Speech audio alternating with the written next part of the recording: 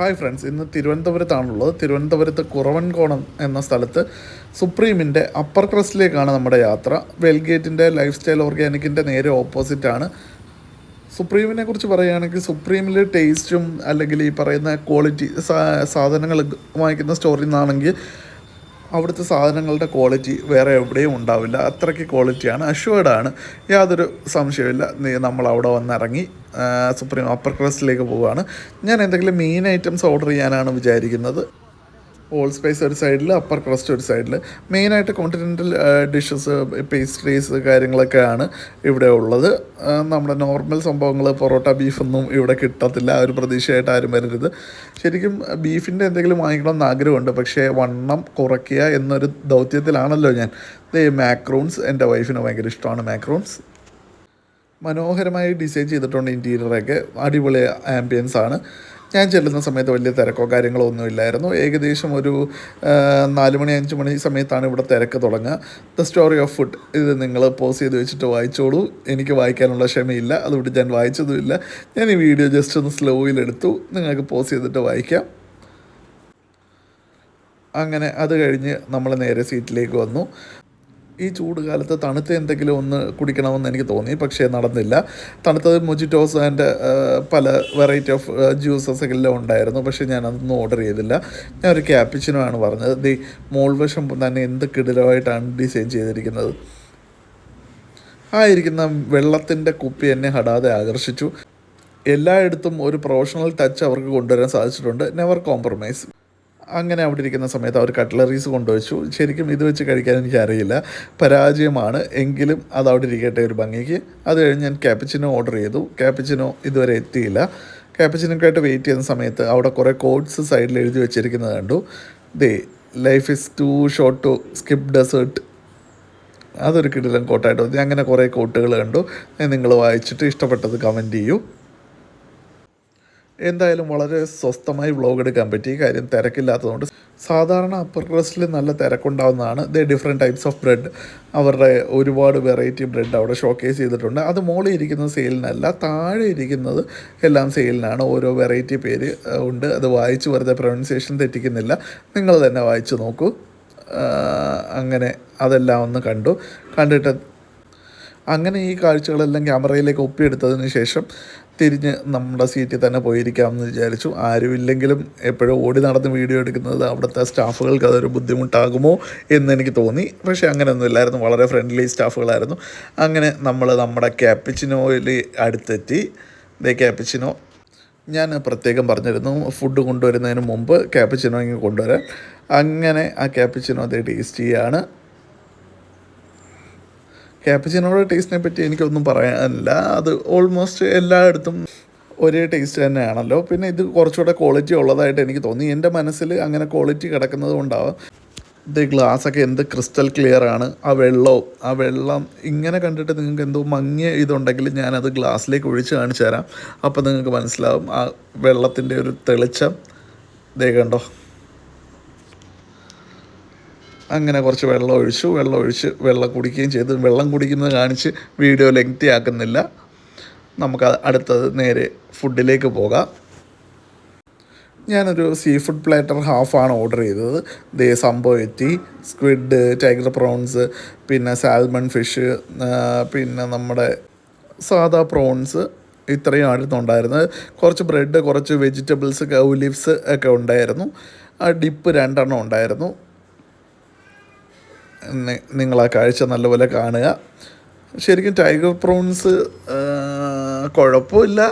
ഞാൻ പറഞ്ഞല്ലോ, പണ്ടേ പറയുന്ന ഒരു കാര്യമുണ്ടല്ലോ, അതായത് ടൈഗർ പ്രോൺസ് എനിക്ക് അത്രയ്ക്ക് ഇഷ്ടമല്ല. ഒരു സാദാ പ്രോൺസ് എടുത്ത് ടേസ്റ്റ് ചെയ്യുകയാണ്. കിടിലം. ആ ഡിപ്പിൻ്റെ ക്വാളിറ്റി ഞാൻ വീണ്ടും പറയുന്നു. ഞാനിത് അമിതമായി ക്വാളിറ്റിയെക്കുറിച്ച് പറയുന്നത് അത്രയും ക്വാളിറ്റി സുപ്രീം കീപ്പ് ചെയ്യുന്നുണ്ടോ എന്നുള്ള കാര്യം കൊണ്ടാണ്. കഴിഞ്ഞ മൺട്രോ ഐലൻഡിൻ്റെ വീഡിയോയിൽ ഞാൻ പറഞ്ഞു അവിടുത്തെ സ്ക്വിഡാണ് ഏറ്റവും സോഫ്റ്റായിട്ട് എനിക്ക് തോന്നുന്നത്. അതിലും ഒരുപിടി മുകളിലായിരുന്നു ഈ സ്ക്വിഡ്. ശരിക്കും വളരെ സോഫ്റ്റ്, ടെൻഡറായിട്ടുള്ള, ഇങ്ങനെ വായിലിട്ടാൽ നോർമലി ഇങ്ങനെ ചവച്ച് അലിഞ്ഞങ്ങ് പോകുന്ന രീതിയിലുള്ള സ്ക്വിഡായിരുന്നു. അതെനിക്ക് നന്നേ ഇഷ്ടപ്പെട്ടു. അങ്ങനെ ഓരോന്നും ഓരോ രീതിയിൽ, അതായത് ഓരോ ഡിപ്പിലും മാറി ടേസ്റ്റ് ചെയ്തു ഞാൻ. വീണ്ടും വീണ്ടും പ്രോൺസാണ് ഞാൻ കഴിക്കുന്നത്. പ്രോൺസ് എനിക്ക് ഭയങ്കര ഫേവറേറ്റാണ്. അങ്ങനെ ഞാൻ ഇത് കഴിക്കുന്നത് നിങ്ങളൊന്ന് കണ്ടോളൂ. എന്നിട്ട് ടെയിലൻഡിലേക്ക് പോവാം.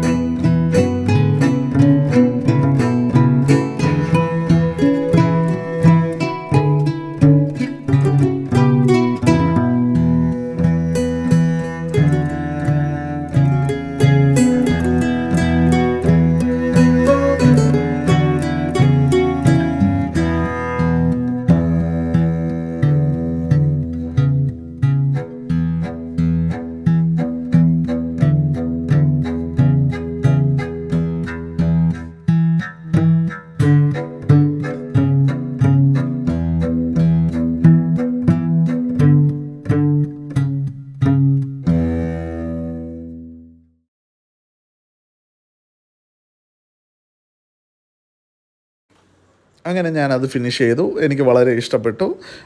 ഇത്രയും റേറ്റ് കൊടുക്കുന്നുണ്ടെങ്കിലും ജസ്റ്റിഫൈ ചെയ്യാനായിട്ട് കുറേ ഐറ്റംസ് ഉണ്ടായിരുന്നു. സാൽമൺ ഫിഷൊക്കെ ഭയങ്കര കിടിലമായിരുന്നു. ടൈഗർ പ്രോൺസും മോശമില്ലായിരുന്നു. എല്ലാം നല്ലതായിരുന്നു. സോ ഇനി അടുത്തൊരു വീഡിയോമേ ഉടനെ വരുന്നതായിരിക്കും. അതുവരെ take care. Love you guys. ഈ വീഡിയോ നിങ്ങൾക്ക് ഇഷ്ടപ്പെട്ടു എങ്കിൽ ലൈക്ക് ചെയ്യൂ, കമൻറ്റ് ചെയ്യൂ.